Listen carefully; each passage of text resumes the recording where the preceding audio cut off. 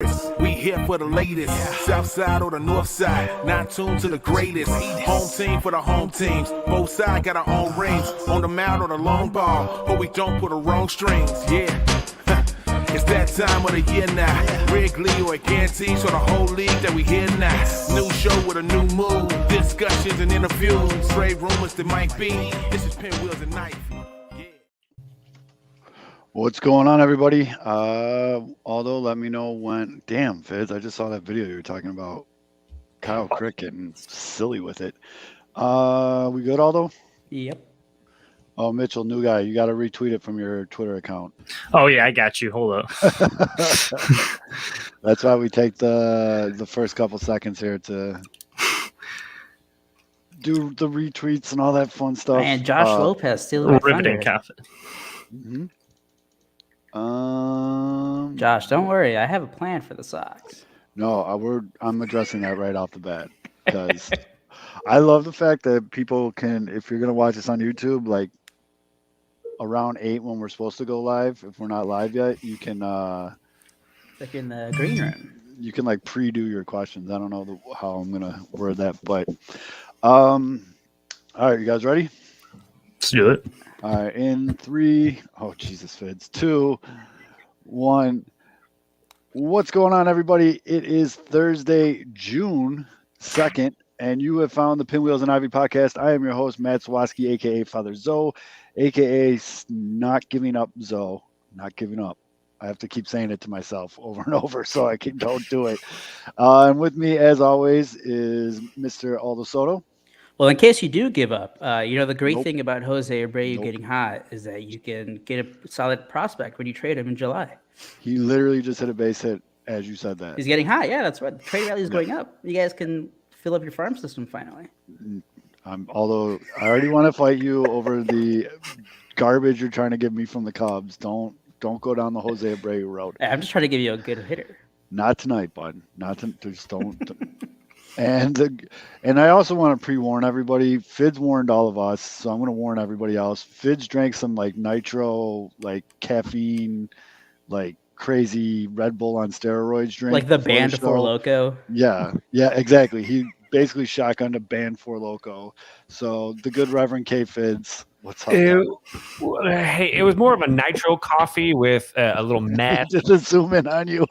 And a little bit of crack thrown in there a little bit too. What's as that well white as stuff around your Cubs emblem? Right there? some greenies. And so, oh man, it's just an allergy runny nose. But no, yeah, this is I got a little bit of energy tonight. What can I say? It's I'm here. Okay, good. That's good. You can even me out because I have none. And that very quiet, very patient fourth member on the screen. And for those of you listening to the podcast, you'll see him a lot more around this show. It's been a while since we've had a fourth guy on the show. Nuke just kind of like disappeared. I'm pretty sure he's on milk cartons. That was like 2 years ago he bounced. But I'd like everybody to meet our White Sox correspondent, White Sox lead writer for Sports Mockery. We're going to tell you our plans for him in a little bit here, but that is Mitchell Kaminsky. What's good? What's going on, buddy? Welcome to the show. Good to be here. Wish we had a little bit more or White Sox better news to talk about as far as the Sox concerned, but what are you going to do? We'll get there. So we're going to talk about where Mitch is going to fit in here. We're going to talk about Andrew Vaughn. Can't guarantee Fitz is going to keep his pants on for that part of the show. We're going to talk First off, who said I'm wearing any pants? Fair. And then get into just bad little league base running on both sides of town. Cubs showing. I really like what the Cubs are doing because where they're at as a team. I like that the players. You're the one, though. You're the one guy. No, well, because you know how I like to look at things, and you want guys like Morel and shit like that to be playing well right now. That's your future. White Sox, when we thought we had a good team, we got excited over shit like this too. And we're gonna field your questions because I'm gonna have to take people down a peg or two. I feel like tonight, but it's all right. I'm ready. By the way, Josh speaking facts in the YouTube comments. No, see, that's stop. Although don't feed these people, man. So he's saying facts. So No, he's not. All this, and who knows where the hell this is going to go. Let's tap this keg. As always, the show is brought to you by Sports Mockery, sportsmockery.com. Make sure you download the app, turn on the push notifications. So anytime Mitch, do you go by Mitchell or Mitch? Either one's fine. Mitch, you- usually. All right. What do your friends Yeah. call you? Mitch. Okay. Thank you. Because I am not, I was like, how often do I got to keep calling this guy Mitchell? Yeah, I didn't want that Mitchell Trubisky again because you Right, don't know he's how that already- worked out. Yeah.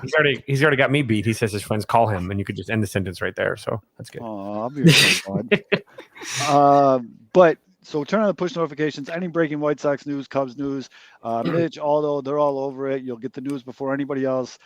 Sports Mockery and sportsmockery.com. Make sure you turn that on. So, as I said in the intro, we got, there you go, Mitch. I like that. I buddy. got you. Attention to detail. I like that. So we got Mitch Kaminsky on the show.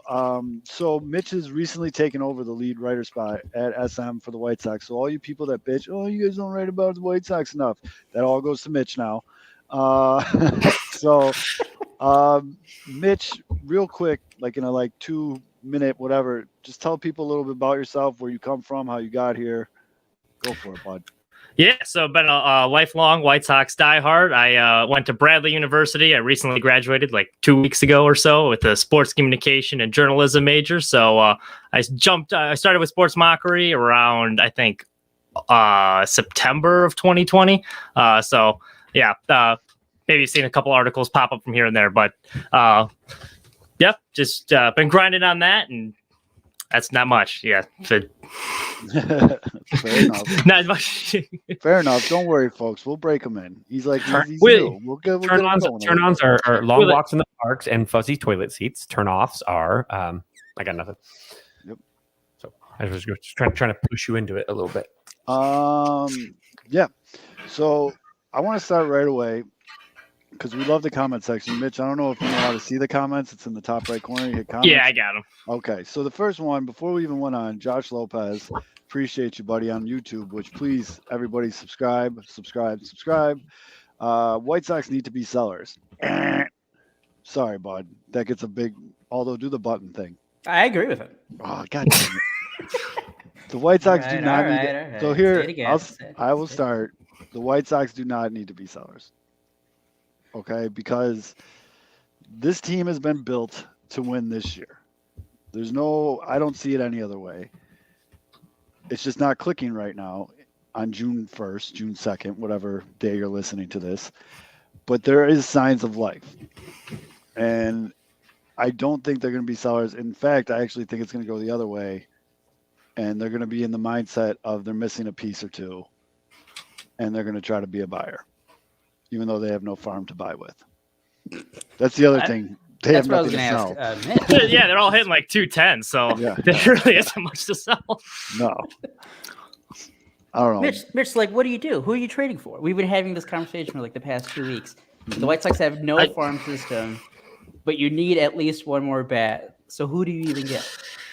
Oof. Who can you get? That's the thing. I don't even know. I wouldn't be Exactly, that's opposed. the answer, There's really, and there's nothing really to sell. I mean, I wouldn't be opposed because you saw last year the Rick Hahn special is promoting people from within. So maybe a little Yolbert Sanchez action. I know he's swinging a hot bat, so that could be, give the lineup a little bit of a boost.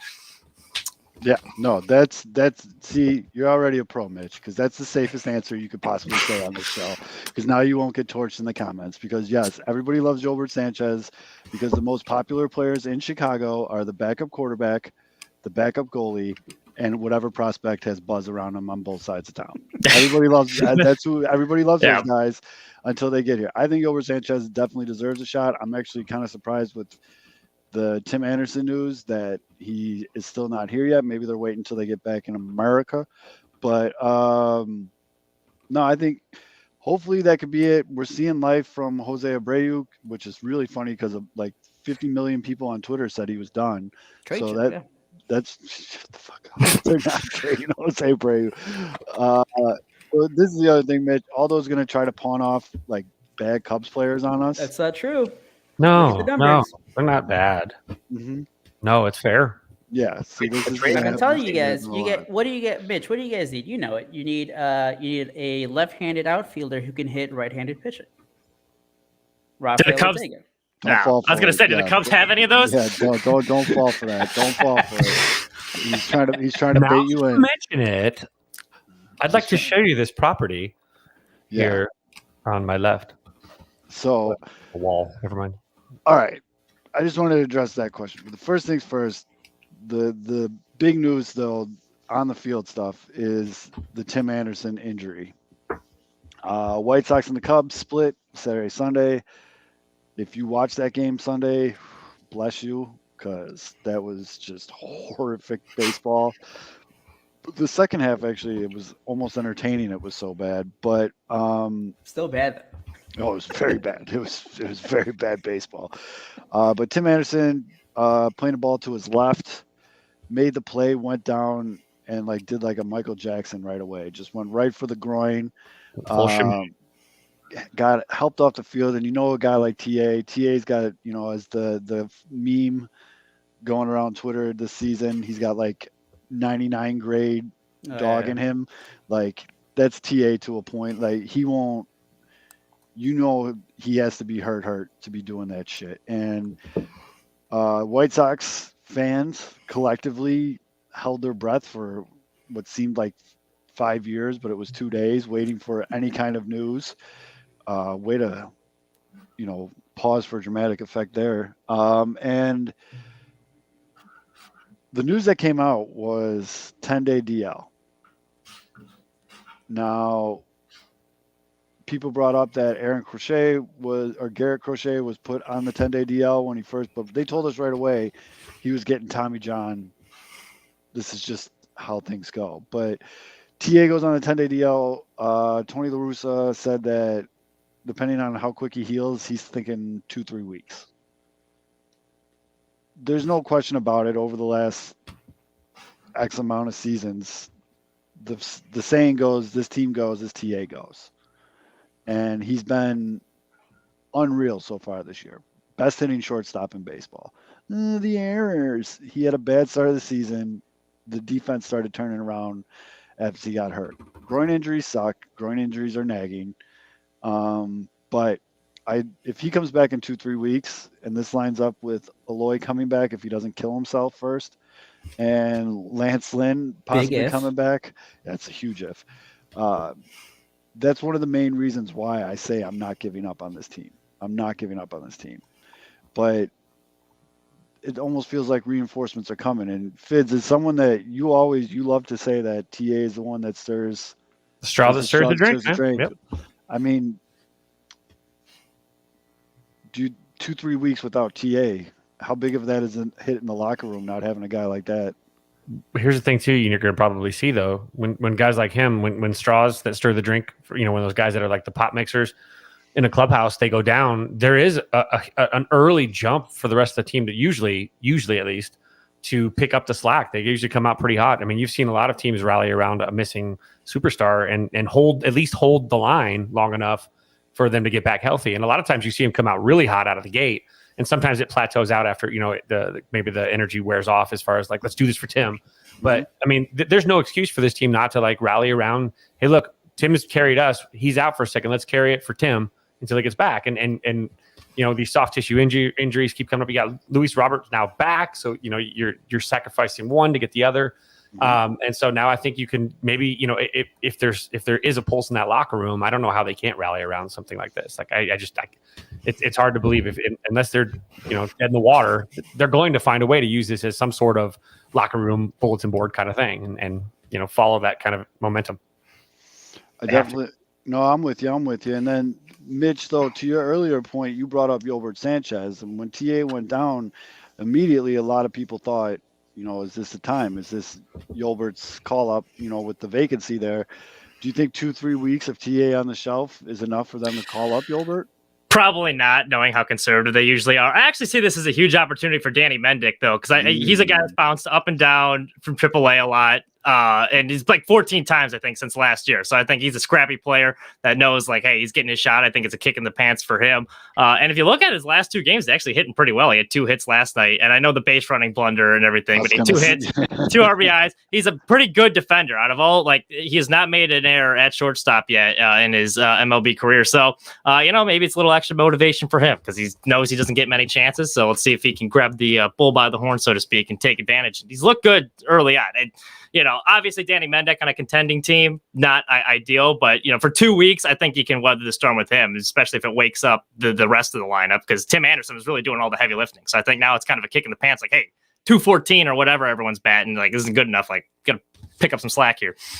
No, I'm with you. And so I guess we should have probably explained this to you before the show. There's this thing called the pinwheels bump. And you just said Danny Mendick doesn't have an error yet this season. There's a ball going through his legs in about 10 minutes. No, his entire career. So this is going to be a huge jinx. No, but if you do want some positive real quick, Zoe, I'm sure you'll. Oh no, never mind. Scratch it. I was going to show you guys the piss missile that Eloy just did a couple, like about 45 minutes ago. Hit one off the pitcher's foot on a piss missile in his first hit down. But he didn't get hurt, right? No. He hit it hard. But I was well, it's fine. He hit it hard as when he tried the first time, and then he got to first base, and he was like, "Nope." So the swing's fine. It's the running part that's hard. So yeah, but I'm okay with Danny Mendick, like you said, as like a Band-Aid. He has been hitting. The fielding obviously is solid, but let's talk about that play in question, because this got Fids a little fired up on the Twitter machine. He was, taking bullets from all angles on that one. But to paint a picture, if you will, runners on first and third, 1 out. I forgot who was at the plate. Oh, Grandal. Yeah, Jesus, he actually made contact, so that's probably why I forgot. Grandal's at the plate. Sox are down a run. Andrew Vaughn, who ended up having 4 hits in that game, was on deck. Grandal did his job. Finally, he hit a long fly ball left field. Good sacrifice fly. Should be a tie ball game. And now you got Andrew Vaughn up with a runner on first. Instead, Reese McGuire tags from third, kind of comes in a little slow, looks back, and sees like, oh shit, and try to make up the difference and get home in time. But for some reason, still unbeknownst to me, Danny Mendick decided to tag up from first and test the throw from left field, and was tagged out at second base before the run crossed the plate. Run doesn't count. White Sox lose by 1, which we all knew was going to happen. As soon as that happened, I tweeted out White Sox are going to lose by 1. That's just how the season's been going now. Fids, you were pretty heavy tweeting that Reese should have been chucking his ass home. Yeah, well, I mean, still there? Look, I'm still here. Can you hear me? No, I know, but are you still in that mindset like that? That'll never change. No, look, dude. Yes, it was Mendick is primarily responsible for it. But let's be honest: if you're not spectating and you're jogging your first 5 or 6 steps to the plate, watching the action in the outfield that you don't need to be watching at all, get your ass to home and then check it out. We saw the pause, the freeze frame of when the punch out occurred at second. He was about a step and a half, maybe 2 steps maximum from getting on the plate. And I do believe that the spectating part cost him at least 2 steps. If he wasted 5 steps, that's 2 steps you could have made up at some point. And so is it his fault? No, but look, shit's so fucked up for the White Sox right now that somebody, I mean, this is that moment in a season where, you throw everybody in the shower and you run in there and you throw all the bats in the shower and you yell at everybody and you have your whole big old speech like in Bull Durham and it's a miracle. Like you've got that whole thing, what you lollygag around the infield, you got to do the whole thing and you eat somebody's lunch and you do have to make an example. You have to chop somebody's head off sometimes. And look, I don't know how the numbers looked. That's one thing you got to take into consideration, I guess, because Grandal was, DHing. But I mean, the fact is, at this point, everything seems to be so off and off keel that maybe you do need to kick somebody in the ass a little bit. And you want to do it with somebody that can take it. Someone that, I think it had a couple of years ago with Kyle Schwarber. I think they benched, Rossi would never bench Baez, but he benched Schwarber for something far less egregious than like forgetting how many outs there are. And it was because Schwarber could take it. And, you look at who can take it in the locker room. I think that McGuire, because he's a new guy, could have taken it. But, at that point, heads needed to roll there. Like this sloppy baseball, somebody's going to have to pay. Somebody soon. Someone needs to get made an example of. I mean, you're not talking about shutting somebody down and dropping them down to, to another level. But that situation, I would not have faulted Tony La Russa if he had benched both dudes and said, don't fucking do it again. And that's it. And you move on. And you say, hey, every single one of you play hard through the every time. I don't care. We're not good enough right now to take that, to be a spectator, to lollygag a little bit, to showboat. Right now, you're an underachieving team. Right now, it should be head down, grind forward, get the job done. All the other stuff needs to kind of stop for a second. I think sometimes a manager has to kind of kibosh that stuff. And I'm not sure if Tony's going to do it or not, but that would have been my moment where I'm like, both of you guys grab a seat. I don't give a shit if we got to send a pitcher out there to play second. Message has got to be sent. If you don't play hard, if you don't play smart, you're done. And that needs to be sent. So both guys were in the lineup today. Mhm. Neither of them sat down at all, Right. which is kind of hilarious because it's like they just didn't give a fuck. But the most handsome mailman in the city of Chicago, Mailman Jack, brings up the point I was going to make. How much, if any, of this is on the first base coach? Oh my God. 100%. That's his job too. You throw a lasso around. You see him setting up to tag in that situation. What are you watching as a first base coach? First off, you should be watching his feet anyway. And he's not watching his feet. And if you're not watching his feet, but if you are, you see him set up, you trip him. You go out there and untie your shoes. I don't give a shit. Whatever you could do to keep him from running a second, you keep him there. Give him a big old bear hug. I know it's obviously he'd be out anyway, but you know what I'm saying? You communicate. Hold, or freeze. Something. It's not that loud. I would respect the shit out of Daryl Boston if he would have just tripped him, like kicked his leg, like did like the old like little kid like back trip, like kicked him so he tripped over his legs. But go ahead, Mitch. Sorry. No, I was gonna say I completely agree with Bids. I mean, the bare minimum you can do, especially when you're not playing well, is hustle. Like all he had to do was run home. Like it's not asking that much. Now Mendick deserves the majority of the blame, probably Daryl Boston too, especially if he sent him. But like he should have been hustling home because like he's taking a stroll in the park on the way home. And you're on a 500 team that's underperforming. He's hitting like 205 this year. He's not really contributing. Like the least you can do is hustle and say what you want. And I've seen a lot of that with these Tony La Russa teams. There just seems to be a lot of nights that guys take nights off and a lot of lackluster effort. And say what you want about Rick Renteria as a manager, you hardly ever saw that with him. And I know there was instances where some guys were tanking it and he would bench him. It's not to mention. I'm not saying to bring back Rick Renteria, but like I agree. Like someone should have had an ass chewing. Now, as far as the benching of guys, I don't think they have enough depth where they can be afforded to be benching guys left and right. But I mean, there should have at least Tony should have said something in the dugout because that was unacceptable on both sides. It was dumb baseball, but he should have been running home. The first thing that comes to my mind is when Moncada dogged the ball to first base and Renteria like was at the top of the dugout and didn't even like let him like get all the way to the dugout. He's like yelling like sit your ass down. I was at that game. It was on the south side and that's the first thing I think about. Although you've been awfully quiet, my man. I've been waiting for this one. I know you're gonna love it. So okay, because you know what the White Sox. No, that was gonna be full troll note. I was gonna jokingly say, the White Sox need some veteran leadership and needed Dallas Keuchel to chew them out after the game. But he's gone now. By the way, that's been like the best news like this entire year. Have we not had a show since that happened? No, that happened last. Oh my goodness gracious! It was on Friday. I tweeted it and my stance still stands. Holy shit, they actually fucking did it. Like I in my head, I didn't see them eating money like that. I really didn't. And I mean, that to me just kind of shows that it wasn't just on the field. It was the off the field shit too. His comments after, like, I wrote an article about that too. Like, every game, he sounded like delusional. If it wasn't throwing teammates under the bus, it was always, "Oh, I'm close. I actually pitched well. If you take away this one pitch, oh, it's just the cutter that's not working. I really threw the ball well." Oh, like the game he gave up 7 earned runs. Like, he not only did he blame the defense, he's like, "Well, I was getting ground balls, which I wanted," and all of them were like singles up the middle. It's like, good God, man, take some responsibility. It was horrible. Yeah, that was that Cleveland game when he gave up 10 runs, and he's like, he's gonna like a blame the couple hard defense. hit balls. Yeah, he said I threw 2 bad pitches that game, and that was the way. Mitch, we got on here. I think it was right after that game. I was just like, just be a decent fucking human being, be a decent teammate, and he wasn't neither of those things. And it was one thing in 2020 when at least he was performing well, if he's gonna call out guys, but like at some point, I don't know. It was a bad look.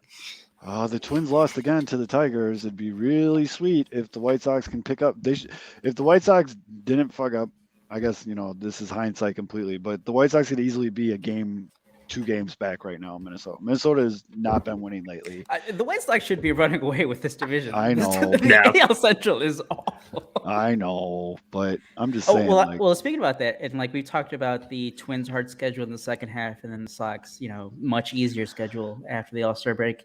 Mm-hmm. So these next 3 weeks, let's say TA is out for the full 3 weeks, so it's 21 games. You're already 5 back, 5 back, I think. So like, yeah, I'd have to look at best case scenario for that you guys are thinking is by the end of this 3 weeks without Tim Anderson, you guys are where in the standings? I stick with it as long as they're within 5 games at the All-Star break. Okay. I feel good.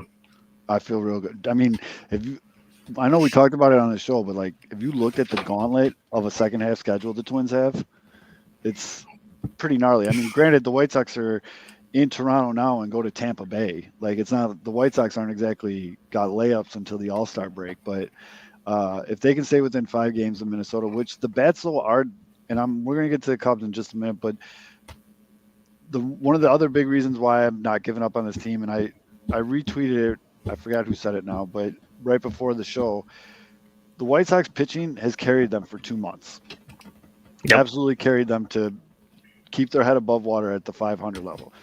And now the pitching is regressing to the mean, like it happens every fucking season to every team. And it's time for the bats to come alive. And the White Sox are scoring more than 2 runs a game, which to me is a very positive thing. And we're seeing guys like Jose Abreu's, catching fire. And then the last guy that I wanted to talk about before we went to the other side of town is fucking professional hitter Andrew Vaughn. Now, for those of you that don't know, and Mitch, I'm going to bring you up real quick too on this. Fids has been the biggest Andrew Vaughn fan, especially as a Cubs fan, since the White Sox drafted him. As soon as the White Sox drafted Andrew Vaughn, I got a text, "You just drafted a professional fucking hitter." Fids has been Team Vaughn A1 since day one, and I think everyone's starting to really see why. I mean, he's getting his own segments now on MLB Network. Like, the dude is just hitting the ball. And Fizz, did you see the segment? Which one, on the Vaughn? Yeah, talking about him just being just a flat out hitter. He showed all his Cal but stuff. The biggest thing though that I wanted, the Cal stuff, like the biggest thing though that I want to bring up on that, and as I'm talking about it, I'll try to bring it up and we'll use the clip. Did you notice anything when they put him side by side with his college swing? Yeah, he's got a higher leg lift. His leg lift is a lot more pronounced as well. I know. I noticed that. The leg lift, and then the hand mat was a little lower. Yeah. I was gonna say his finish looked a little bit too. I'm gonna pull up that video again. Actually, I got it. Hold on. Here we go. We're very prepared on this show, Mitch. You'll get very used to it. We're one of the most prepared shows. And I have to say this. Dave, I'm happy you're watching the show today, but we do have Dave Barista. I can't stop thinking that it says Dave Batista, and I've been thinking about that too. So one of the things that we like to do, we haven't actually done it in a long time since we kind of went out on top when we called Suzuki looks like Mike Trout swing. But this is a little Andrew Vaughn breakdown from courtesy of MLB Network. I think if I say that, we can use it, right? Yeah, before you how it works. Before you even start to. You're going to see the immediate change because this is him adjusting to the velocity of of Major League Baseball. He's already got his hands almost in a practical low position. So look where he's wrapped right there to get Cal. He's wrapped. That's going to take a lot longer to get around because, again, if you wrap around the head, it's like going around the world. It takes longer to get around and get down into a baseball. So he's already got his hands out front, ready to go. He's probably his load, I bet you, is. I was going to say, look at that. Starts, I feel he's going to come down with his hands and then back, or he's going to go with it. He'll do an actual, obviously, probably what would that be? So that's 90 degrees. So that'd be maybe like a 120 degree angle back, kind of rubber band slingshot. All right, and then if we play it, so look at the backload though. On backload. Look at on his MLB one though. Look at. He loads up way more back here. He's way more knock-kneed in college. All right, come on, Tasha. I know you like to hear yourself talk, but let's go. There it is, right there. Look at that leg lift. First is more pronounced. I actually think that his lower body, up until that leg lift, isn't much different. He also has larger quads now than he used to have, so that also makes it a little bit. It looks like he's got two of his college legs stuffed into one leg in his MLB pants. Look where he's at though, right here. Look on the route of today's Vaughn too. Yep. That is somebody that is ready, and he's going to be on time. Obviously, if his timing isn't there, but look at he's about to come uncoiled with this swing, and he doesn't have long arms. I mean, he does have. I mean, he's not like a T-Rex by any means, but he doesn't. He's not like one of those dudes that have to get long extension. He's a guy that comes quick and with the more of the power. And so he looks like he's about to obviously come through baseball. Where on the left, look at his look. You know, it doesn't change. Look at his left hand. I was going to say left hand and front shoulder. Jazz hands. No, I'm talking fucking jack hand. Look at his jazz hands. Shit. Yeah. Jazz hands.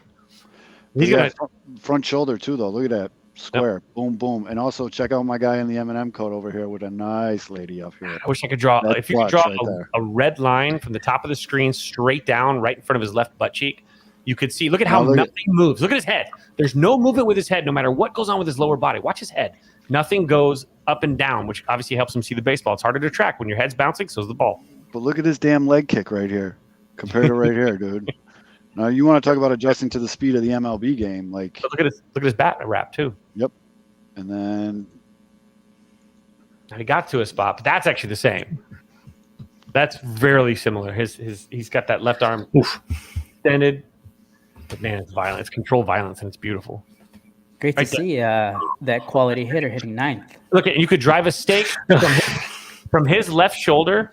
You can drive a perfect stake all the way down from his left shoulder all the way through to his front left foot. That is a perfect finish through point of contact.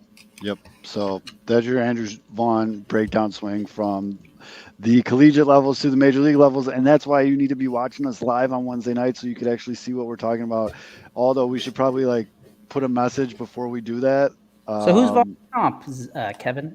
Maybe I need to rewatch it again. I feel like that's an old. I mean, the hands are a little bit looser, but that's an old Maldonado swing, older Maldonado, or it's kind of a little bit of a I'm a little left-handed or right-handed. Jim Tomey too.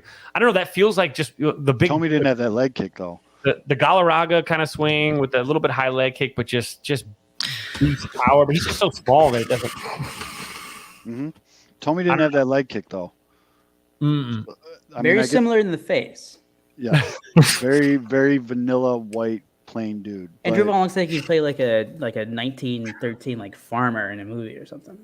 Andrew Vaughn looks like the dude in your neighborhood that just somehow always is drinking, and he always has beers for everybody. He definitely has one of the worst Jumbotron photos, though. His eyes look like he saw a goat. Yeah, it's terrifying. Build model airplanes, they said. Well, I'm not buying it. But Andrew Vaughn has absolutely been on a fucking tear, batting .283 on the season, but he's definitely been hot lately.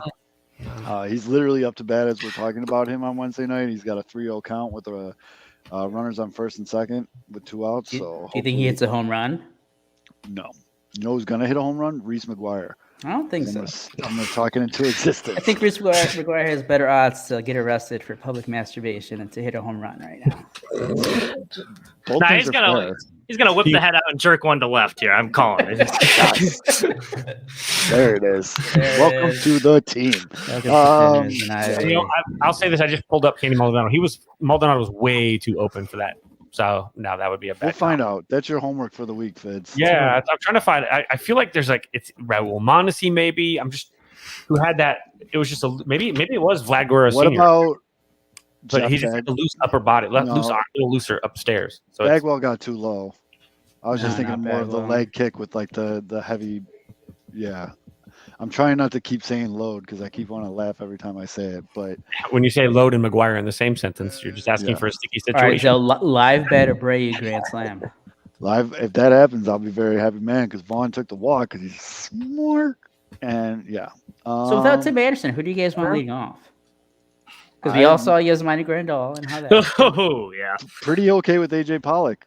2 for 4 tonight Yeah. in the leadoff spot with the home run. Decent speed.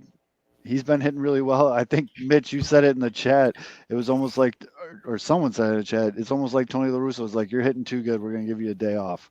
And that was the weirdest fucking day off I've ever seen. But he's back. Yeah.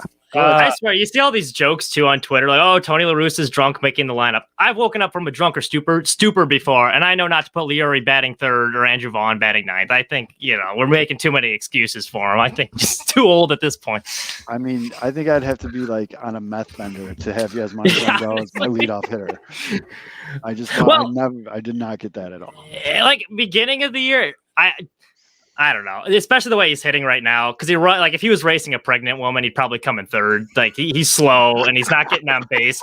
But now, like when Tim Anderson was out for the first 2 games of the year, and like they needed a leadoff guy, like if you wanted to be creative with it, like I could see maybe where you're coming from. Because they actually last year they averaged the most runs per inning when Yasmani Grandal was leading off, and he had like the 23% walk rate. So I'm like, all right, I can kind of see where it's coming from. But this year, he looks like he's swinging a wet Sporting News up there, and the walking numbers are down. So it was a little baffling.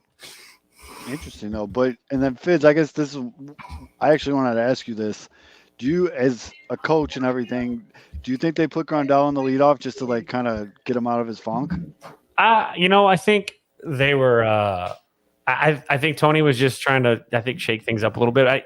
Again, though, yeah, you're right. He's a base clogger. I mean, so it's really weird to put a base clogger Definition of a base clogger in the leadoff spot. But maybe he was just thinking, with Vaughn on the 2, Vaughn is more prone to hit, a gapper. And so, I mean, even as slow as Grandal is, he's still going to go first to third on a double, like in a gap, So maybe he was just thinking that it was just going to play out that way. I mean, I think what Grandal went over, right? Yeah. You get on base. So it didn't work, but you could. When you throw a guy in the leadoff spot, I mean, we've seen a lot of teams do this in the past. We've seen Kyle Schwarber lead off. I mean, for Pete's sake, he's not fleet of foot by any means either. I think the Nats are still, or the Phillies are still doing it, if I'm not mistaken. And maybe you're just trying to get a guy that you think is swinging it well, that you like what you've seen. Maybe his exit velocities was up a little bit. I'm obviously not looking at numbers, but he's hitting the ball hard, and maybe you think maybe he has a chance to go out there and maybe set a table, get on base. Just get tough at bats early. Don't let the pitcher off the hook. And you want to make it hard. You want to make the pitcher open up with stressful pitches. So you do want to put a guy out there that's going to be a past, which is what makes Tim Anderson such a great leadoff guy, or Christopher Morel. But you have value to down. Whoops. And so, was that Hendricks again? I know Abreu, not Abreu 2 out, ground out with bases loaded.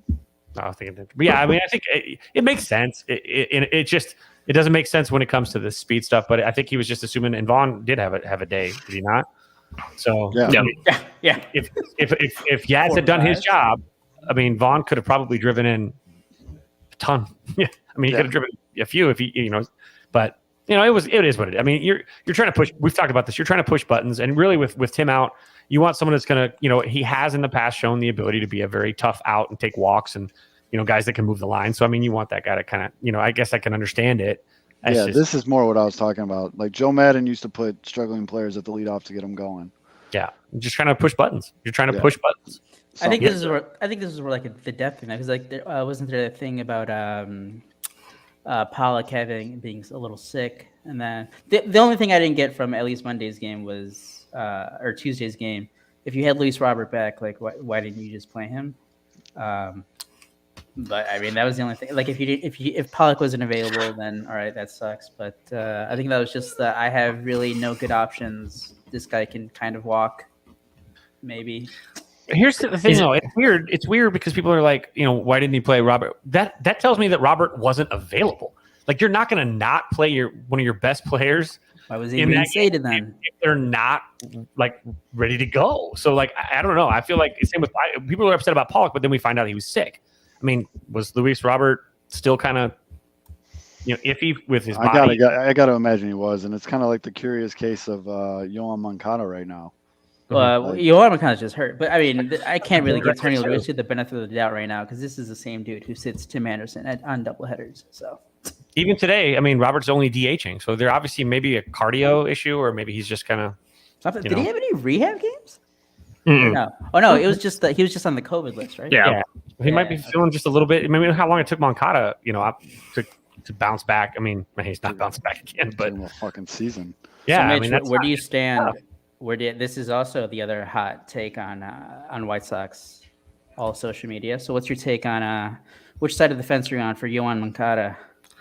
I am pro Yohan Moncada, but it's getting a little frustrating. It's getting to the point where it's hard to defend him because he's never on the field. But I like it. Like, you saw what he did in 2019, obviously, like that the potential's there. And even last year, he got on base a lot. He put together some quality at bats. The power numbers weren't where I'd like, but like I like the fact that he was getting on base and he plays good defense at third. It's just he's never available. And now he's still not hitting, which starting to make, the 2020 excuse he had was the COVID, but now it's starting to wonder, is this actually the player he is? And was 2019 an outlier? I'm still holding out hope, but it's tough to defend him, especially when he's never on the field. Like, I swear he's made of glass. The leg soreness, he should not be out this many days, especially when he had an off day against the Cubs and then like a scheduled off day. I mean, I don't know.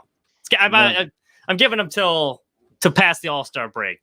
Then I might dip out. I'm still in Team Moncada as of right now. And it definitely helps that Jake Berger's hitting.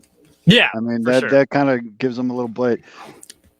What Jake Berger's also doing is giving everyone that keeps tweeting it at me and at everybody else, he's giving you like a live explanation on why he can't play second base. He can barely play third. Yeah, he can barely play third. The dude's had he's tore like every muscle in both his legs. Like, he can't get left to right. Like, no, he's not playing second base. Save yourself the time. It's just not going to happen. Hey, maybe Berger playing well is the kick in the pants Moncada needs, though, because now someone's finally putting some pressure on him, because it doesn't seem like they're going to remove Leary from the lineup anytime soon, and Josh Harrison hasn't really moved around. So, and maybe that's what he needs, some guy to put some pressure on him that's playing well. So, who knows? I mean, Moncada definitely likes the attention and the spotlight. This could be him seeing a guy get his, come up with, and he doesn't want to get Drew Bledsoe. So yeah. Now, Yohan Moncada doesn't have the same track record, but Kevin, I mean, this is deja vu. This is Chris Bryant, David Bodie from 2018. Oh God, it's always. Or I mean, well, you know what? It's similar. Like, there's injuries. A little bit of that wisdom stuff too. So yeah, but Bodie was better because Bodie had like big games, but people only remembered like the one big game and not like the 4 goose eggs. But like Yohan Moncada, like young star, had the great season, gets the contract. Well, I mean, Chris Bryant didn't get the contract. But like the similarities are scary. Yeah, because you know what though, it's like the same thing. It's like the Chicago backup quarterback. I think right now the third base spot in Chicago itself is like Cub fan. I mean, Cub fans obviously we like decades without a good third baseman. So the third base spot for the Cubs is like the quarterback position for the Bears. But it's been when you see these things, we make legends out of dudes that have really big moments. It's again like it's like gambling. You always remember your big wins that you should have lost, and you always forget the ones that you won. Or the losses where it happened as it's supposed to. So you always remember those big moments, and you kind of like minimize the fails. And I think with these types of guys, you see Berger, and you're like, my God, this would be great. That guy's just look at that. He had a big moment, but then you like when you really go back and you look at the body of work isn't on the level of the body of work from the other. Moncada is a stud. I mean, he's just not playing well. Guys are entitled to have bad seasons. You don't want it to have happen, but I mean, Berger's got to do it for an extended period of time. And we see this with these guys all the time. The more they're exposed, the more struggles they have. And can these guys make adjustments? And David Bodie, for example, is a great example of someone that's not made the adjustments. He is who he is. With Berger, we'll see, I guess. He's probably going to get more reps. He's probably going to get more opportunity, and he's probably going to get more tape out there on him. And what happens when the league figures you out? What are you Ask going to Gavin do? Sheets. He'll tell you. Yeah, Gavin Sheets. But to that point exactly, I gotta get my screen pointing better. To that Right. point exactly, we kind of hinted to this too, and a lot of you need to earmuff right now because I don't want to hear you cry about it. What I'm about to say in the comments, but Jake Berger getting all these at bats, showcasing what he can do at the plate.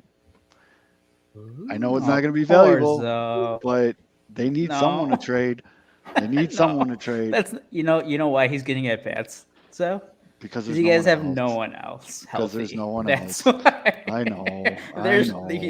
Gavin Cheese isn't being. He's being. I think Beeflo had it perfectly over the weekend. He's getting showcased to go back to Charlotte. Yeah, no one. Hey, so would the White Sox? Would you guys White Sox fans be interested in Wilson Contreras for Montgomery and We're McGuire? not getting Montgomery, dude.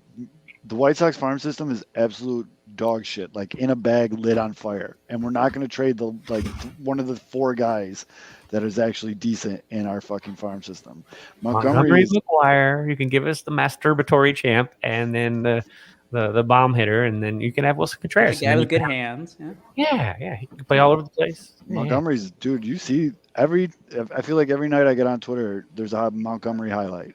You know what I don't see on Twitter a lot? Jordan Hicks highlights. I do see Toronto's highlights though. The guy that the Cubs took before the Montgomery. So Jordan Hicks would be the number 1 prospect for the White Sox right now. Not over Montgomery. No. Yeah. I don't know. It's going to be interesting to see how the White Sox prospect rankings get shaken up because I think. Oh yeah, who's that one guy that Alex brought up last week? What guy? Remember, he's like a kind of an unknown, but then he was saying how he might be end up being your guys' number 1. I don't remember. I don't think Alex is watching. He hasn't been in the comments tonight, so I don't think he's watching. But I'll get that answer from him. Is the second base the biggest trade need for the White Sox? Yes. Yep. Because Harrison just ain't it, man. It ain't it. It just. How about that sequence against the Cubs? He's been bad, dude. Just bad. And I mean, I've said it a million times, dude. He seems like a great guy. Everybody seems to love him. I get that. And that's probably why he's still on the team and Keuchel gets DFA'd because Keuchel's a dick. But Harrison also, to the Berger point, they don't have anybody else. So I think there's going to come a time, though, where they just cut bait because he's just been bad. Just bad. Flat out bad. Yeah. But he's got worse numbers than Adam Eaton did around this time of year last year. And Adam Eaton got DFA'd, so. That's true. And I don't even want to do it to him because he's so nice, but he's about to get the cheeks label. Because he's been that bad, dude. He really has. Like, Keuchel had no problem calling cheeks because, again, dickhead. But Harrison, I just don't want to do it to him. But he's been so bad. And they moved him around in the lineup. They've moved him around in the infield. And he actually finally took a walk or 2, which was amazing. Because I don't know if you saw this, Mitch, but, like, it seemed like for, 2 weeks straight, he was, actively trying not to walk. Yeah. It was the most frustrating thing I've ever watched in baseball. It was driving me crazy. Now I'm still in a good mood about this team. Still think the team's good. Jose Rodriguez, I think the guy that killed Tupac in the comment section just said it. Yeah. There you go. But moving on to. By the way, I could have been really mean and been like, "Do you guys want Jonathan VR?" But I won't be that mean because Jonathan VR isn't that good. Well, no, and he doesn't know how to use exercise equipment. Oh, that's right. He's hurt. He'll fit right in with this team then. Doesn't hit, gets hurt. Yeah. I mean, it's a perfect fit for the White Sox. Overpaid veteran. Yeah. Hey, wait! You don't have to worry about him mouthing off though. Job. No, we don't. You're on fire tonight, buddy, with the rim shot jokes. But the Cubs, though, you guys, how pumped are you two for Morel? Like, seriously, you guys got to be through the fucking roof. I'm just glad that Kevin had the greatest pinwheels bump. He was like, Cubs aren't going to play this guy. They're killing his momentum. What has he done? First 15 games played, on base every time. You're welcome. You're welcome. See, so keep doing it, Kevin. Mitch, that's the opposite. Keep being negative about everything. So if you want someone to play good, Like, for instance, like Josh Harrison's probably going to have like 6 home runs next week. We've been saying that about Josh Harrison for I know, like a I've tried month it like the last 3 weeks. Dude. And by the way, Aldo, we can thank Zoe for bringing this up because guess who's going to not get a hit tomorrow now? Morale, yeah. No, He can still walk, get on base. Get up. Who's not going to get on base? He's not going to get on base now. Thanks a lot. Thanks. So Mendic's making a bunch of errors. Josh Harrison's hitting 6 home runs, and Morel's getting benched. That's what I'm hearing for next week. Place your bets now. Hammering a parlay. This is what we do here, man. Gotcha. But I'll tell you two one thing though, as an outsider looking in on this Morel kid, you gotta love that he's just having a fucking blast playing baseball, dude. Like, even I know it was against the Sox, and I'm not supposed to be like boo, but again, don't think it's a rivalry. And but he hit that base hit in the extra innings, and like he hit it, and he just turned around, looked at his dugout, and screamed and sprinted his ass to first. But like, he's out there making plays at the wall, laughing. He's giving Simmons shit because he hit him in the foot with the ball into the infield. Like, the kid's just having a fucking blast, and he's backing it up though. Well, and as a fan of baseball, you gotta fucking love that shit. That'd be nice. Like, he plays second base. Who you traded? Yeah. You see this, Mitch? I try to be nice. I'm being nice guy over here. I'm being very nice. I'm trading like the best thing that's happened to the Cubs this year. I do want to point this out, friend of the show, Yumper. It's actually incredible that Christopher Morel could even run as fast as he has with the amount of time Yumper's been swinging from his nuts for a while now. Which is fantastic. You gotta do him dirty like that. Yumper's been on him for a while. This cannot be coming from Kevin. Yump's been preaching as much as he can about Morel. I mean, he's been, again, just with conversations that I've had with Yump, and I'm like, there's no way they're going to jump AAA. Again, here's me. There's no way they're going to jump AAA. You know what this goes to show? AAA can kiss everyone's ass. If you're a ball player, skip it. Fuck it. Don't. Did Andrew Vaughn need AAA? No, James Fox. There were some people that wanted to send him down to AAA, and there's renowned. No, Sox. go watch some Cannonballers game, baby. Got the new bucket in the mail. Shout out to the Cannonballers. But yeah. We've been saying that on this show for 3 years, though. The best pitching in minor league baseball is in AA. Yeah. Christopher Morel is like I'm not gonna admit it's just an example to use, and like, he's on the Cubs, so it's hard not to make it. But Christopher Morel is the great example of why. Well, personally, I give me the guy with the tools with the higher ceiling than like the high floor guy. Because who's the high floor guy that the Cubs have at second base? Nick Madrigal, right? It's like, oh well, you know what you're gonna get. He's gonna hit. He's a contact hitter. If that is your one skill, I don't want that, because you better hit 300 every year. You're gonna be useless. I like Nicky though. Before Nick got hurt, he was swinging a pretty hot bat last year. I think injuries are part of the factor. He just hasn't been able to get in a rhythm. But I like Madrigal more than most. I hated that trade when it happened, and it didn't work out. So.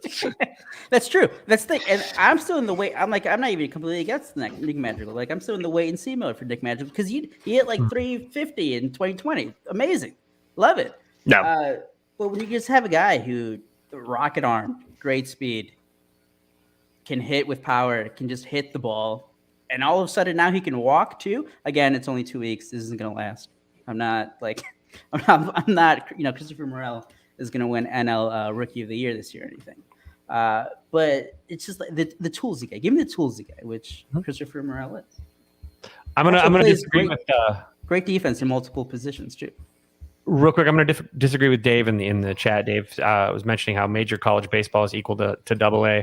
I tell you right now, as someone that coaches a kid who's literally a freshman player of the year in the SEC as a pitcher, it is definitely not equal to AA. It is probably equal to low A at max, because those are your 18-year-olds and your 22-year-olds. But AA baseball is where all of the talent in all of the farm congregates, and that is where you're going to find the best ball players. And we've been saying this on the show a long time. AAA is for the old water wagons. AAA is for rehab assignments. Your AAA guys generally aren't going to be your dudes. We all know what AAA is for. That's for you have to check off all the check marks, the box. Yeah. You have to check the boxes at AAA. Because I'll be honest, I know guys that have hit Cubs had a guy way back in the day, a friend of mine, Chad Hermanson, hit 400 in the Pacific Coast League at AAA, and hit 200 in the show.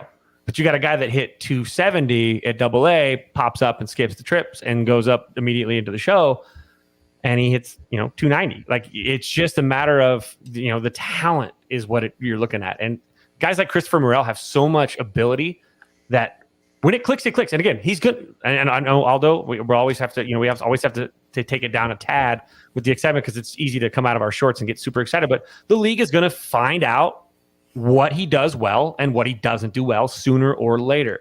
Just not yet, and which is great. It's a testament to his ability already. Is they're having a hard time finding his blues, and he's doing well. But they are going to figure him out eventually. And this is what always separates their best prospects from just dudes that come up and do a flight of the Phoenix like the White Sox had last year with Mercedes. The league adjusts, and if the guy or player doesn't put in the time to adjust and make the adjustments and learn to fail a little bit, they're going to have a great start, and then they're cool off and. They fade into oblivion like a lot of guys do. And that's not an abnormal story in Major League Baseball history. A lot of guys do that. If you're watching this, the like button, subscribe. Do all that shit. Hit all the buttons. Except the X button. Don't hit the X button. As Mitch mentioned, though, the poster boy for the league figuring you out is Gavin Sheets. I mean, it's just cut and dry right there. But you remember Mercedes, another fine example. He doesn't. He doesn't. That was dumb luck for like 2 weeks, and then he woke up one morning and was like, "Oh shit!" Actually, Yerby Mercedes is the best example of what BABIP means in baseball, and how if everything 100%. You hit just happens to fall, you're gonna hit like 360 or whatever you hit in April. Yes, and I also do want to point out, Fids, I am very proud of you, Fids. Oh yeah. Yeah, what does this shirt say? Bitches don't know about my diabetes. I'm proud of you, bud, because you didn't bring up that kid that won SEC Player of the Year until provoked.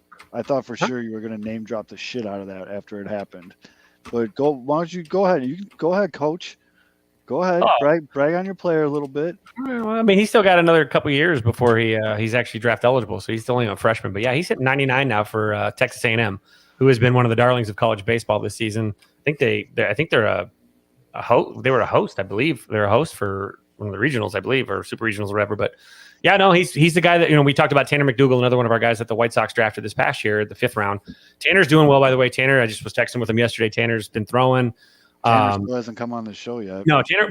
Trust me, if we're gonna get him, we need to have.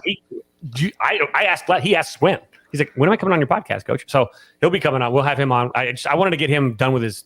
I wanted to get him going a little bit. He's been really going through his rehab. And again, it was minor Tommy John, so he's going to be back. He'll probably be throwing harder too.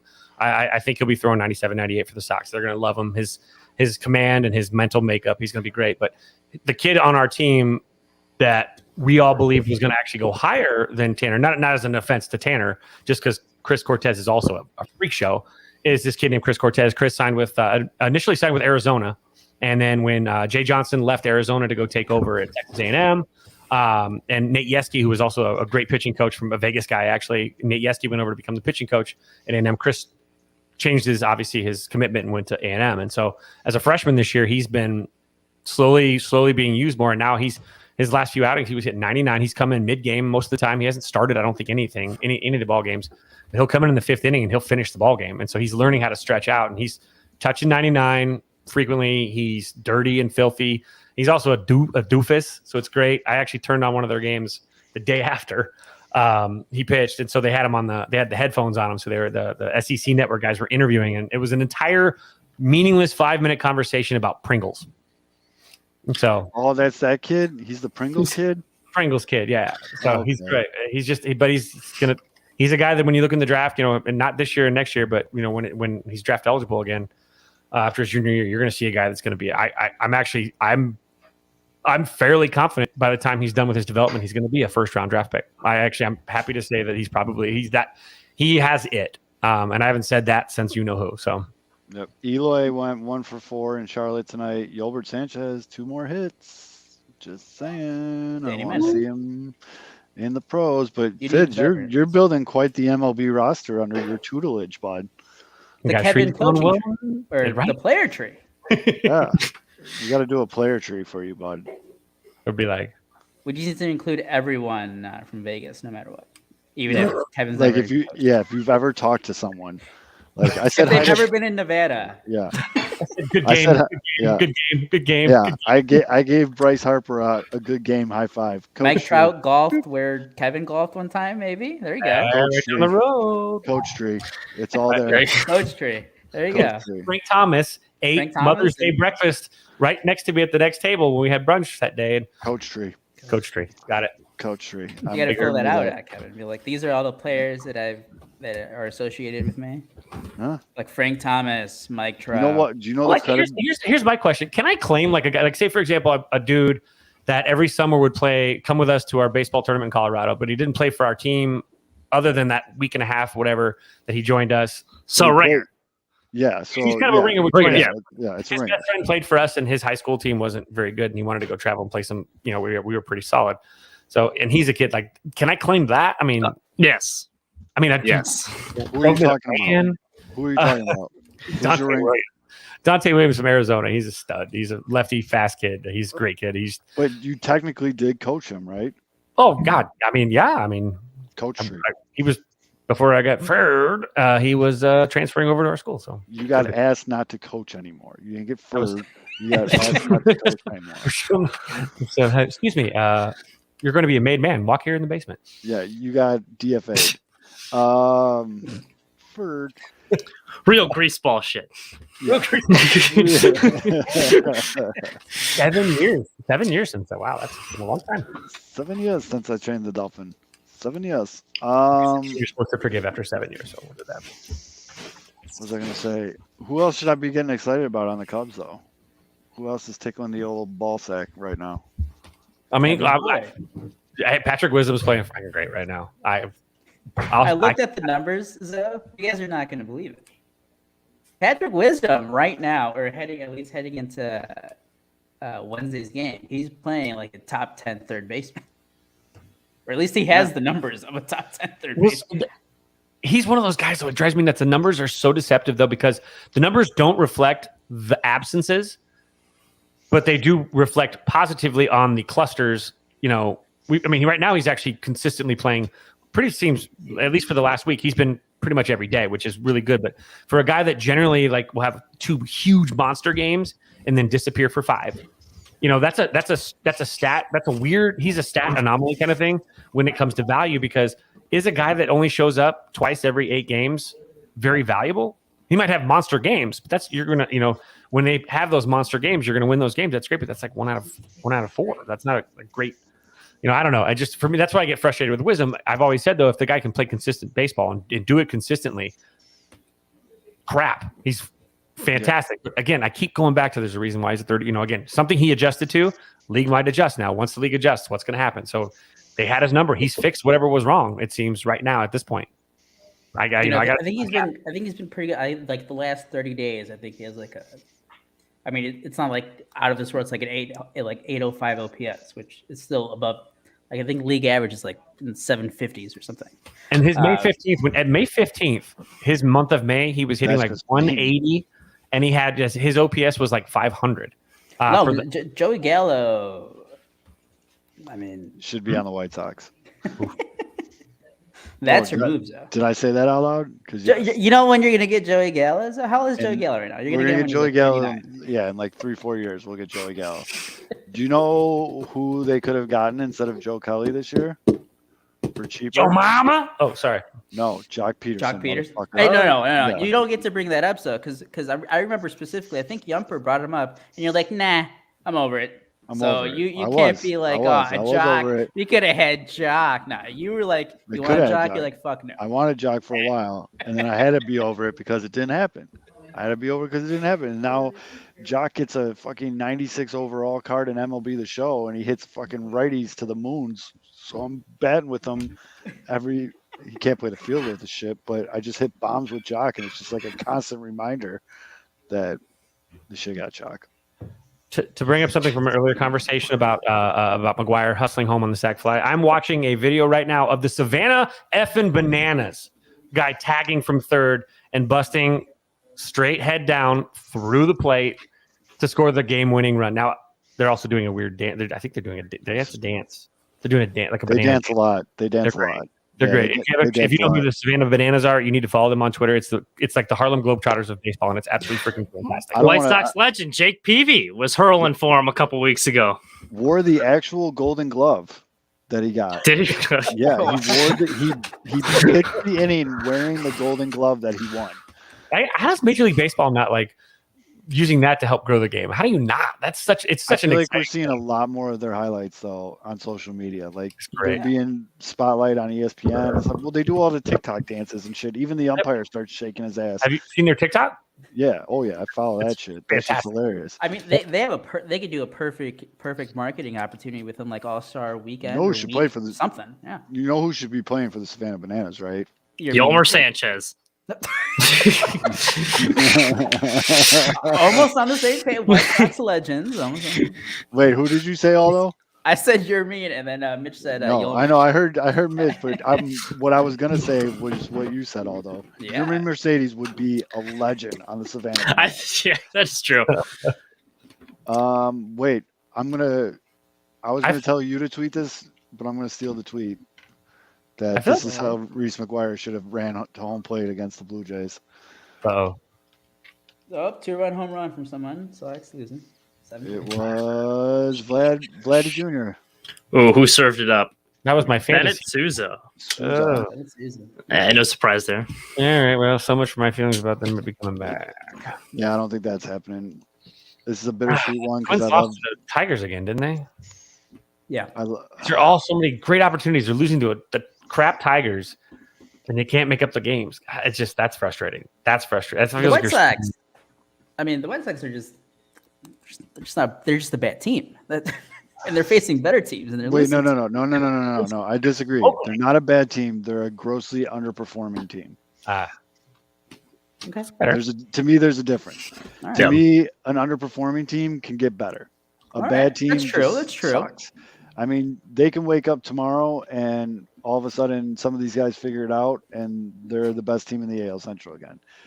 Josh Lopez, you can type it to your fingers bleed. I will not agree with you that they need to be sellers, dude. They do not need to be sellers in the deadline. This team is built. So they can't be sellers. I mean, Rickon has to go to his grave this year and be like, he just has to be all in all the time. However, so I think it was John Morosi brought up again Frankie Montas as a possible trade fit. So, like, is that the guy you trade the farm for?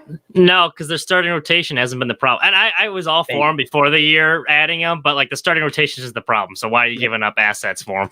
Right. Yeah. I wholeheartedly agree there. You need so, like, a second who's the baseman. hitter that you'd give up the farm for then? Oof. See, we need a second baseman, and there's really, if you look at the market of available second baseman, there's not much out there. So it's kind of tough. I mean, I'm telling you, get the Mariners on the phone. Get the Mariners on the phone. Trade for Mitch Haniger or Adam Frazier. Adam Frazier hasn't been very good this year, though. Better than anything the White Sox have rolled out for that position. Yeah, that's true. The bar's not That's very a low high. bar, though. Yeah, that's a low bar. Did you guys know that Ian Happ can play second base? Actually, no, he can't, Kevin. I know you brought that up. Ian Happ on his podcast a couple of weeks ago was talking about how he had to come in to play second base last year, and he was praying that the ball wasn't hit to him. Because he wasn't taking You do not want Ian Happ playing. Ian Happ hasn't played second base in like 5 years. Oh yeah, but he's give him a ground ball, he'll be fine. Just give him a glove. Get him out there, get him some reps, and he'll be fine. Yeah, I wouldn't mind. I think instead of making all these trades and shit like that, I think it's time for let's see what we got period for the White Sox. Yeah, bring up. Let's see what Yolmer Sanchez can do. Let's see what this Sosa in Double-A. That kid's been fucking tearing it up. Let's see what Cespedes could do. Get Colas out of Low A. Get him up. What if Ian Happ said that just to throw everybody off because he doesn't want to get traded? I'm just saying. He's trying to undersell his value. Oh, he's being very serious. Yeah, I definitely. Yeah. There's a reason why I think even after, I mean, he was drafted, as a second baseman, but I don't think he's played second base since his rookie season. Do you guys think there is a possibility that the White Sox are going to make a trade and take on some salary? Like, do you think that they really do? Do you think that that's going to be in the plan, or do you feel like the White Sox are going to end up making some sort of lateral move where they don't take on much payroll or any payroll, or do you think they're going to push it a little bit? Do you have a projection where you think maybe they might go, or is it will just stay at a plateau and just whatever deals they make are going to have to kind of keep everything like the status quo? Status quo ain't working, man. I think the first thing they're going to try to do is see what they got. Yolbert Sanchez get a shot. Sosa get called up. Cespedes, Colas, all these guys see where they're at and all this shit. Because as we've said almost mind-numbingly amount of times, they don't have anything to trade. Yeah. The White Sox have next to nothing to trade. Like the moves that you're gonna get is what we saw last year. It's gonna be at the level of like Cesar Hernandez, and or you're gonna have to get lucky, like what the Braves did, like when they traded for Yes, that's that's Rosario. yes. It's gonna be just the guy who's been struggling, and you think that you can unleash something in him or unlock or like make an adjustment with his swing or whatever. Like those are the type of guys that Han's gonna have to target, and he hasn't been that good in unlocking a lot of those guys. I mean, I guess James McCann had that good year, but there's been they need to get guys. the guy, because there's people on Twitter that no matter what trade happens, they always say, "Oh, maybe a change of scenery will do them good." They need to get that guy that actually makes that guy sound right for once. Yeah, exactly. You know what I mean? Yeah. Because like those are really the only, again, with like the no farm system, and you're not going to trade your best guys for like a maybe slightly above average bat. So you're just going to have to get lucky, because you do have to trade for someone. You can't keep trotting out Josh Harrison at second. David base. Peralta wouldn't be bad. I wouldn't mind David Peralta. I doubt they trade Jock Peterson. He's having a hell of a season for the Giants right now. They're not. The Giants are contending. Fun stat of the night: since the 2020 season, Albert Pujols has as many stolen bases as Mike Trout. Wow. Yeah, 3. I hate that Albert Pujols is still doing this with the Cardinals. Just stop. You knew he was going to have a little resurgence. Not like this though. Like Yeah, no, not like this. he'd be like the third best hitter on the White Sox. Speaking of bad hitters in the White Sox, I know we talked about him earlier, but this is a good stat I think Zoe threw in the chat. Yasmani Grandal right now is on track for the 6th worst slugging percentage in MLB history. History. Yeah. History. Mitch, Yeah. Look at that. Look at the chart. Read off some of the years that are like the seasons. Yeah, I think 1908 was the guy that's in 5th. Some jackass named Bobby Bryan, I think, or Burn. Who knows? But yeah, it's like the guys with the lowest slugging percentages in MLB history is like from the 1870s and like before 1970. When they actually held the bat with the gap between their hands. Yes. Yeah. And then there's Yasmani Grandal. Historically bad. It sucks too. I want to turn. I like Yasmani Grandal. I think he provides a lot for the clubhouse, but like if he's not hitting for any power, he's been a liability at the plate this year. It's tough to watch. And actually, this brings up something that I did want to address on this show. The Barstool boys, Carl and Dave, have really been in one the last week or so. And Carl's been saying how the Grandal signing is a failure and they should have never did it. I don't agree with that whatsoever. At the time, he was not only the best available free agent, but he was one of the best hitting catchers, if not the best hitting catcher in the league. He's performed to that contract up until this year. Mm-hmm. And when all of these points and stats and everything were brought up to argue Carl's point, his reply was, if he's so good, why has he been available so many times? I think that's a horrible argument. Yeah. Look at what people paid for him. I don't buy that part, but I will say I don't even think it's not even on Yasmani Grandal. It's because obviously we know the White Sox, they're never gonna sign the $100 million free agent. So it's the moves that followed it, and especially this past offseason, where you spend most of your money on relievers, and it's like you could have had a better second baseman or a major league outfielder that plays right field. Oh, Moncada's into bat. Sorry, go ahead. No, because he has 50 games. And Aldo has become a robot. Aldo. What's that?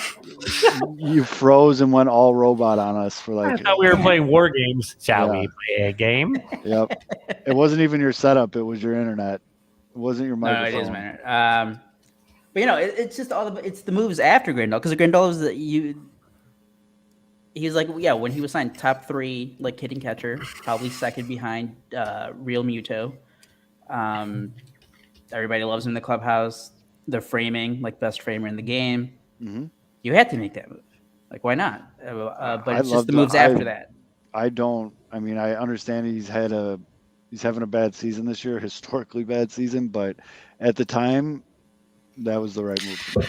I mean, first half of last year, too, he was having a pretty terrible season, minus the walk. I mean, the problem, what I'm concerned with this year is last year at the beginning, he had like the knee injury excuse, and now he doesn't, which is a little bit more concerning. But to your point, I think, he provides a lot, like the Tim Anderson situation where he's in his ear. Like, that's good leadership that you want to have in a locker room. I remember when he first got signed with the White Sox at Sox Fest, he was like talking during like one of the panels, and he said he was like already playing catch with like pitchers. Like, so he provides a lot. He puts a lot of work in. It just, we got to see power numbers come up a little bit. So I'm going to give him a little bit. I wouldn't say it's been a bad signing at all, because I think I think it was a smart signing, and I think you've gotten most of your money's worth. It's just got to pick up the power numbers, because he's never hit for average. He's just got to start hitting some home runs. I will say, struck out looking. By the way, that's why I have him. Sounds about right. Yeah. At least he didn't get hurt, so that's good. Well, we don't know yet. Let's knock on wood. Trips walking back to the dugout. I was gonna say, Yasmani Grandal, I don't think, not a bad signing. I think it could turn into a bad signing if this continues, and then if he finishes with like a slugging percentage in the 200s, then yeah, like absolutely. Like, and then you have, you enter your final year, and it's like, dang, is he good anymore? Yeah, it's just Because like this is like, again, we all talk about windows. It's like, the strange thing is too, he's not even hitting right-handed pitchers well this year. And I always thought he had more power from the left-hand side, and his splits have not been good. If you look at it, I think he was batting, I might be mistaken, I think it was 145 against righty. This is ish. Yeah, and he's not even walking anymore. I mean, yeah.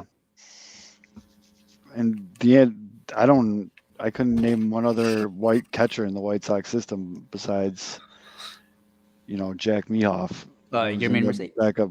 No, fuck God, no. I was gonna say the other thing with Grandal, and talking about last year at the beginning, it's like, all right, he had the injury, but even this year they also did the whole, like, McGuire is starting a lot. Yeah, and he's about to hit a home run right now. So you can't even say like, oh, like he's been grinding back there at catcher. It's like he's been DHing a lot. So yeah, this is true. Oh, is it gone? Oh, no, he flew out to second base. Damn it.